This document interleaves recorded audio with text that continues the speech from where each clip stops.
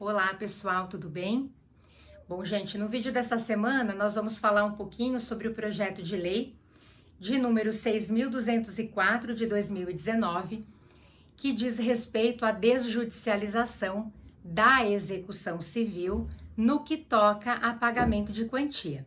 Então, esse projeto de lei prevê, pessoal, que as nossas execuções por quantia de título executivo judicial e extrajudicial, né, aconteceriam, de acordo com o projeto de lei, fora do Poder Judiciário, de maneira extrajudicial, tá? E ela se daria nesse contexto perante o tabelionato de protesto, perante o tabelião aí de protesto, que pelo projeto de lei seria considerado como o agente de execução. Então, o agente de execução aí, pessoal, ele iria comandar todas essas atividades materiais, burocráticas de execução que a gente já conhece, né? Citação do executado, penhora, avaliação, expropriação. Então, esses atos mais efetivos, materiais de realização, né, seriam conduzidos pelo agente de execução e o juízo competente, claro que nas questões que envolverem uma análise de fundo mesmo, uma análise em que o juiz tem que conhecer de questões levantadas, onde o judiciário de fato tem que fazer uma análise mais cognitiva com relação à questão levantada, aí ele pode ser instado, ele vai poder ser consultado pelo agente de execução, o projeto de lei prevê isso também. Os embargos à execução, por exemplo, a defesa do executado regulamentado pelo projeto de lei, devem ser dirigidos, né, deverão ser dirigidos ao juízo competente, porque a gente tem uma defesa do executado ali essencialmente com natureza de ação de conhecimento mesmo, tem várias questões que precisam ser solucionadas pelo juiz por ocasião dos embargos. Então, não estamos afastando o projeto de lei, me parece que ele não afasta totalmente o judiciário da jogada, vamos dizer aí, mas as atividades de realização aconteceriam mesmo fora do Poder Judiciário. E aí, a lei, o projeto de lei regulamenta que o exequente tem garantido, obviamente, o direito de estar com seu advogado ali, ele tem direito à gratuidade, então o projeto de lei fala sobre isso, ele fala que se a pessoa, numa execução de título judicial, por exemplo, né, se ela já era beneficiária da gratuidade no processo de conhecimento ali, essa gratuidade seria mantida agora nessa execução. Se ela não fosse beneficiária ou envolvendo execução de título extra, basta a comprovação dos requisitos ali que o exequente deve fazer, enfim, pessoal. Então, a lei, ela garante essas questões ao exequente, né? A gente observa que existem algumas restrições também com relação às pessoas que podem postular por essa execução civil extrajudicial. Algumas pessoas não poderiam postular, né? Enfim, nos termos do projeto de lei também nesse contexto, mas parece-me aí um tanto quanto interessante essa possibilidade, né? O requerimento de execução seria apresentado ao tabelião, ele poderia determinar a correção de algum equívoco apresentado nesse requerimento, como se fosse uma emenda, né, a uma petição inicial que também a gente já conhece.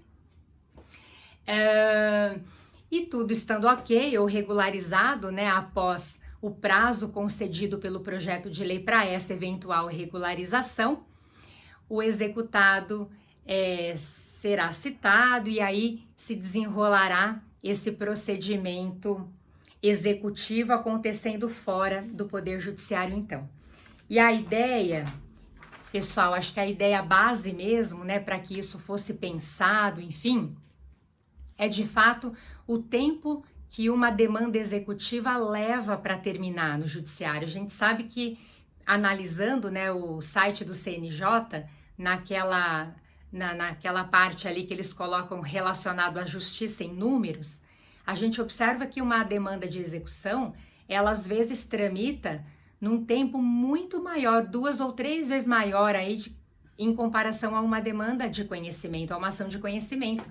E essas ações executivas, muitas delas, terminam sem a efetividade mesmo, né? Terminam sem um resultado efetivo para o exequente, sem ter havido o cumprimento da obrigação naquele contexto. Na realidade, as execuções que terminam, que são concluídas com o cumprimento efetivo da obrigação, estão lá em torno de 15% a 17%, é um número bem baixo, né, pessoal? Então, daí a ideia e a discussão dessa desjudicialização com relação à nossa execução, tá bom? Quero colocar 2 pontos aqui para a gente poder encerrar. Um é que o projeto de lei ele passa a estabelecer o protesto como requisito para que a gente tenha essa execução. Então, o título tem que ser protestado. E aí vale a ressalva de que protesto é efetivo, né, pessoal? Nós temos um índice relativamente alto de cumprimento de obrigação quando o título é protestado. Isso gira em torno de 60%, um pouco mais nesse contexto. Então, vem o projeto de lei falando do requisito do protesto do título, e quando a gente tem aqui uma execução de título judicial, o requerimento apresentado ao tabelião deve se dar esgotado o prazo que o executado tem para cumprir a obrigação, não tendo o executado apresentado impugnação. Aí sim, o exequente vai apresentar o seu requerimento de execução de maneira extrajudicial, apresentando a certidão do trânsito em julgado da decisão, certa, líquida e exigível. Então, vale lembrar também que para a gente executar de maneira extrajudicial, a obrigação deve ser, né, certa, líquida e exigível, representada pelo título, consubstanciada num título, bonitinho, como a gente já sabe, né? E aí o exequente vai ter que comprovar também que houve o protesto do título, enfim, gente. E aí o projeto de lei, ele fala um pouquinho sobre esse procedimento de execução, tá bom? Então hoje eu só queria apresentar a vocês esse PL bem interessante, então eu vou colocar o número dele de novo aqui, 6.204 de 2019. Então convido a todos a dar uma olhadinha nesse projeto de lei, que ele é bem interessante, particularmente falando, acho que talvez seja uma questão de tempo mesmo para que ele se torne realidade no Brasil, né, pessoal? Bom, gente, então por hoje era só, espero que vocês tenham gostado. Um grande beijo, muito obrigada e até semana que vem, então.